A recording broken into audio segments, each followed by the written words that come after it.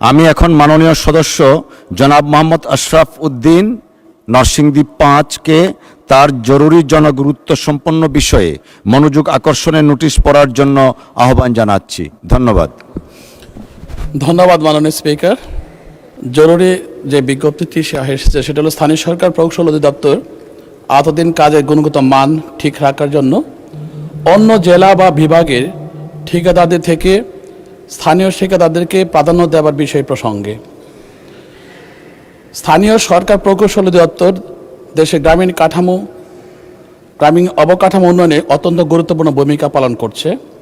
গ্রামীণ সড়ক, সেতু, কালভার্ট, শিক্ষা প্রতিষ্ঠান, বাজার, অবকাঠামো সহ নানা উন্নয়নমূলক কাজ এলজিডির মাধ্যমে বাস্তবায়িত হচ্ছে। এসব প্রকল্প জনগণের জীবনমান উন্নয়ন, কৃষি উৎপাদন বৃদ্ধি, যোগাযোগ ব্যবস্থার উন্নয়ন, স্থানীয় অর্থনীতিকে সচল রাখতে বিশেষ অবদান রাখছে। কিন্তু দুঃখের বিষয়, অনেক ক্ষেত্রে দেখা যায় যে স্থানীয় এলাকার কাজ অন্য জেলা বা বিভাগের ঠিকাদারদের নিকট প্রদান করা হয়, ফলে প্রকল্প বাস্তবায়নে নানা সমস্যা দেখা দেয়। বহিরাগত ঠিকাদাররা অনেক সময় নিয়মিত কাজ তদারকি করেন না, স্থানীয় বাস্তবতা সম্পর্কে পর্যাপ্ত ধারণা থাকে না, শ্রমিক ব্যবস্থাপনায় জটিলতা সৃষ্টি হয় এবং কাজের গুণগত মানও প্রশ্নবিদ্ধ হয়। নির্ধারিত সময়ে কাজ শেষ না হওয়া, নির্মাণ সামগ্রী ব্যবহার এবং রক্ষণাবেক্ষণে অবহেলার মতো অভিযোগও প্রায়ই উঠে আসে। একই সাথে আবার সেই কাজ হাত বদল হয়ে স্থানীয় ঠিকাদারদের কাছে ফেরত আসে। একইভাবে সেই স্থানীয় ঠিকাদাররা যদি প্রফেশনাল না হয় তখন আবার তার হাত বদল হয়। এতে করে কাজের খরচ বেড়ে যায়, আর এই বাড়তি খরচ মেটাতে নির্মাণ সামগ্রী ব্যবহার করা হয়, আর তাতে কাজের গুণগত মান নষ্ট হয়ে যায়। অন্যদিকে স্থানীয় ঠিকাদাররা এলাকার ভৌগোলিক অবস্থা, জনসাধারণের চাহিদা, যোগাযোগ ব্যবস্থা, মৌসুমী বাস্তবতা সম্পর্কে ভালোভাবে অবগত থাকেন। তারা কাজের প্রতি অধিক দায়িত্বশীল থাকেন, কারণ কাজের মান খারাপ হলে সরাসরি স্থানীয় জনগণের কাছে জবাবদিহি করতে হয়। এছাড়া স্থানীয় ঠিকাদারদের কাজের সুযোগ দিলে এলাকার অর্থনীতি সচল হয়, কর্মসংস্থান বৃদ্ধি পায় এবং স্থানীয় ব্যবসা বাণিজ্য উপকৃত হয়। এমত অবস্থায় আমি মাননীয় স্থানীয় সরকার, পল্লী উন্নয়ন ও সমবায় মন্ত্রী মহোদয়ের নিকট জোর আহ্বান জানাচ্ছি, এই গুরুত্বপূর্ণ বিষয়টিকে অগ্রাধিকার দিয়ে সমাধানের জন্য দ্রুত উদ্যোগ গ্রহণ করা হোক। ধন্যবাদ মাননীয় স্পিকার। ধন্যবাদ আপনাকে মাননীয় সদস্য। মাননীয় স্থানীয় সরকার, পল্লী উন্নয়ন ও সমবায় মন্ত্রী জনাব মির্জা ফখরুল ইসলাম আলমগীরকে এ বিষয়ে তার সংক্ষিপ্ত বিবৃতি প্রদানের জন্য আহ্বান জানাচ্ছি। ধন্যবাদ মাননীয় স্পিকার। স্থানীয় সরকার প্রকৌশল অধিদপ্তর দেশের গ্রামীণ অবকাঠামো উন্নয়নে অত্যন্ত গুরুত্বপূর্ণ ভূমিকা পালন করে চলেছে। গ্রামীণ সড়ক, সেতু, কালভার্ট, শিক্ষা প্রতিষ্ঠান, বাজার অবকাঠামো সহ নানা উন্নয়নমূলক কাজ এলজিডির মাধ্যমে বাস্তবায়িত হচ্ছে। এসব প্রকল্প বাস্তবায়নের ফলে যোগাযোগ ব্যবস্থার উন্নয়নের মাধ্যমে জনগণের জীবনমান উন্নয়ন, কৃষি উৎপাদন বৃদ্ধি এবং কৃষি পণ্যের সহজ বিপণনের মাধ্যমে স্থানীয় অর্থনীতিকে সচল রাখছে, যা জাতীয় অর্থনীতিকে বিশেষ অবদান রাখছে। মাননীয় স্পিকার, এই টেন্ডার এবং কাজের জন্য সুনির্দিষ্ট নীতিমালা রয়েছে সরকারের। সেই নীতিমালা অনুযায়ী এলজিডির আওতাধীন জেলা, উপজেলা ও অন্যান্য ক্রয়কারীর কার্যালয় হতে পিপিএ 2006 এবং পিপিআর 2025 অনুযায়ী অধিকাংশ ক্ষেত্রেই দুটি পদ্ধতিতে ক্রয় কার্য সম্পাদন করা হয়। এগুলো হচ্ছে: 1, সীমিত দরপত্র পদ্ধতি এলটিএম, নির্দিষ্ট প্রাপ্যতা মূল্য সর্বোচ্চ 5 কোটি টাকা পর্যন্ত এবং নির্দিষ্ট কিছু অবস্থার পরিপ্রেক্ষিতে।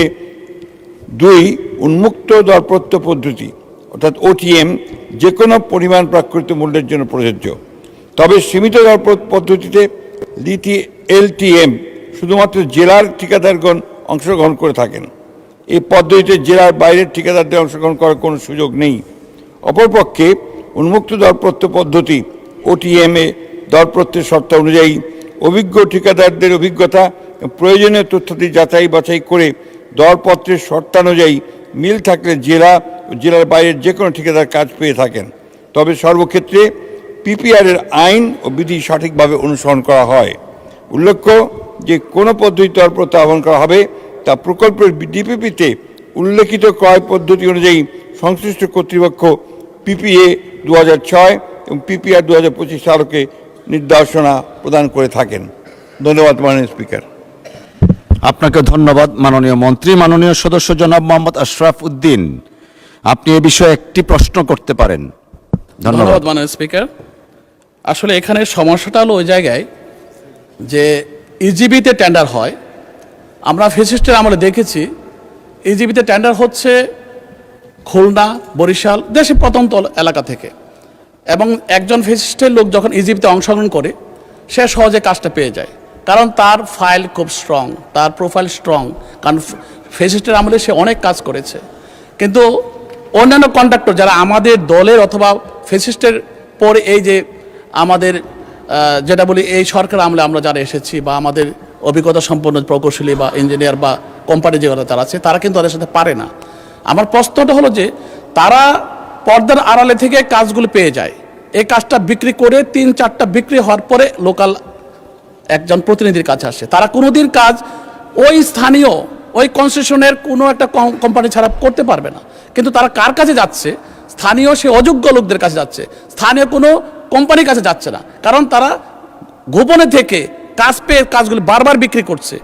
এই যে হাত বদল হয়ে যাচ্ছে, তাতে দাম কমে, তাতে তাদের টাকা কমে, অ্যামাউন্ট কমে যাচ্ছে বলে ওই লোকটা কিন্তু যখন লোকালি পাচ্ছে কাজটা, সে কিন্তু যে কোনোভাবে তাকে লাভ করতে হবে বিধায় সে নিম্নমানের মালামাল কিনে সে কাজ করছে।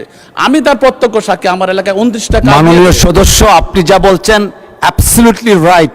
দয়া করে কোশ্চেনটা করেন, আমরা মাননীয় মন্ত্রীর কাছে এই ব্যাপারে সুস্পষ্টভাবে জানতে চাই, because all of us Right. more or less suffering from this problem. আপনি কোশ্চেনটা করেন, মাননীয় মন্ত্রী জবাব দিবেন।